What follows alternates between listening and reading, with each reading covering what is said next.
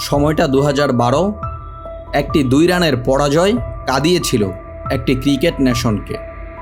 একটি 2 রানের পরাজয় কাঁদিয়েছিল এক ঝাঁক ন্যাশনাল টিমের প্লেয়ারকে। সেই ভারতে যাদের বিরুদ্ধে পরাজিত হয়েছিল সেই পাকিস্তানকেই হারিয়ে বসলো, তাও আবার ক্রিকেটের সবথেকে বনেদি ফরম্যাট টেস্ট ক্রিকেটে। হোয়াইট ওয়াশের লজ্জা দিল পাকিস্তান টিমকে। অনবদ্য এই কীর্তিতে যারা সামনের দিক থেকে নেতৃত্ব দিয়েছেন তার মধ্যে অন্যতম হলেন বাংলার পেস ব্যাটারিতে যুক্ত হওয়া এনার্জেটিক ডায়নামিক নাহিদ রানা, যিনি সত্যিকার অর্থেই পুরো সিরিজ জুড়ে ব্যাটসম্যানদের নিয়েছেন অগ্নি পরীক্ষা, যার বলে বারবার দ্বিধা কিংবা দ্বন্দ্বে পড়েছেন বর্তমান সময়ের অন্যতম সেরা ব্যাটসম্যানদের রিজওয়ান এবং বাবর আজমরাও। দীর্ঘদিন পর টেস্ট ক্রিকেটে বাংলার কোনো বলার সত্যিকার অর্থেই দেখালো এমন দাপট। এই জয়ে আরও যারা অবদান রেখেছেন তার মধ্যে আরও একজন হলেন মেহেদী হাসান মিরাজ। জাদুকরী পারফরমেন্সের মধ্য দিয়ে নিয়ে গিয়েছেন বাংলাদেশকে অনন্য উচ্চতায়। 26-এ 6 উইকেট পড়ে যাওয়ার পর সেখান থেকে ব্যাটিং বনে যান পুরোপুরি মেহেদী হাসান মিরাজ। আবার বল হাতে পাকিস্তানের বিপক্ষে 5 উইকেট নেওয়ার রেকর্ডও তিনি গড়েন। অন্যদিকে বলতে হয় লিটন কুমার দাস, যিনি সত্যিকার অর্থেই এ ম্যাচে জাদুর মতোই করেছেন ব্যাটিংটা। 26-এ 6 উইকেট পড়ে যাওয়ার পর মিরাজকে সঙ্গে নিয়ে যে পার্টনারশিপ তিনি 165 রানের করেছেন সেটাই মূলত বাংলাদেশকে দ্বিতীয় টেস্টের জয়ের জন্য একটি বেস তৈরি করে দিয়েছিল। লিটন কুমার দাস অনবদ্য এক ইনিংস খেলেছেন এবং দেখিয়েছেন ম্যাচিউরিটি, যেটা টেস্ট ক্রিকেটে সবথেকে বেশি প্রয়োজন। এছাড়াও সবসময় যিনি বাংলাদেশের হয়ে পারফর্ম করেন, যাকে নিয়ে থাকে আলোচনা, নানা রকম সমালোচনা, যদিও সেগুলো সত্যিকার অর্থে মাঠের বাইরে, ক্রিকেটের বাইরে।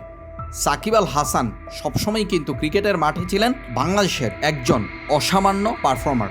ভুলে গেলে চলবে না প্রথম টেস্টের দ্বিতীয় ইনিংসে যে 3টি উইকেট সাকিব আল হাসান নিয়েছেন সেগুলো প্রতিটি ছিল ইম্পর্ট্যান্ট, এবং সেই জয়ে এবং বাংলাদেশ যে প্রথম ম্যাচে 10 উইকেটের বড় জয় পেয়েছে তাতে সাকিবের ওই উইকেটগুলোর মূল্য অপরিসীম। পারফরমেন্সের দিক বিবেচনা করলে এদেরকে ঠিক যেভাবে সামনে রাখা যায়, অন্য দিক বিবেচনা করলে মাস্টার মাইন্ড হিসেবে বিবেচনা করা যায় নাজমুল হোসেন শান্তকে।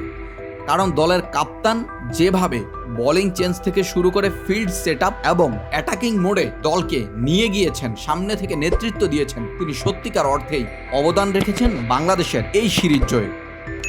একদিকে বাংলাদেশের পরে যখন নানা রকম স্টেট, নানা রকম রেকর্ড নিয়ে যখন বাংলাদেশ ব্যস্ত, পাকিস্তানের কিছু আছেন লজ্জাজনক রেকর্ড। টানা 10 ম্যাচ হোম গ্রাউন্ডে টেস্ট ম্যাচ জিততে পারেনি পাকিস্তান দল, এই রেকর্ড তারা গড়েছেন। অন্যদিকে পাকিস্তানের কাপ্তান শান মাসুদ যে 5 ম্যাচে তাদেরকে নেতৃত্ব দিয়েছেন, টানা 5 ম্যাচে হারের এক লজ্জাজনক রেকর্ড তিনি করেছেন as a captain. Batting, bowling, fielding সবকিছু মিলিয়ে ক্রিকেটের এক কম্প্যাক্ট প্যাকেজ যেন পুরো ক্রিকেট ওয়ার্ল্ড দেখলো বাংলাদেশ দলের থেকে।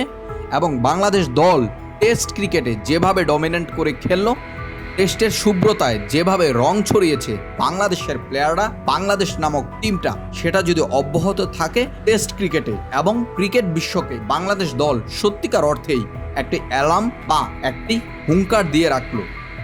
বাংলাদেশের পরবর্তী মিশন ইন্ডিয়ার মাটিতে নিশ্চিতভাবে ভারতের চিরপ্রতিপক্ষ পাকিস্তানকে হোয়াইট ওয়াশ করে যে কনফিডেন্স গেইন করেছে বাংলাদেশ দল, তা বয়ে নিয়ে যাবে ইন্ডিয়ার মাটিতে। এবং সেই ধারা অব্যাহত থাকলে ভারতের মাটিতে ভারতের বিপক্ষে হয়তোবা টেস্ট ক্রিকেটে হতে পারে ভালো কিছু বাংলাদেশের জন্য। ততক্ষণ পর্যন্ত বাংলাদেশের এই জয়, পাকিস্তান জয়ের এই ঐতিহাসিক মুহূর্ত, এই ঐতিহাসিক সময়, এই ঐতিহাসিক সুবাস উপভোগ করুন আপনারাও। ভবিষ্যৎ সময়ের জন্য শুভকামনা রইল বাংলাদেশ ক্রিকেট দলের জন্য। নীরব স্পোর্টস সোলো। সকল ধরনের খেলার এক্সাইটিং সব খবর পেতে এখনই সাবস্ক্রাইব করুন স্পোর্টস সোলোর ইউটিউব চ্যানেলটি।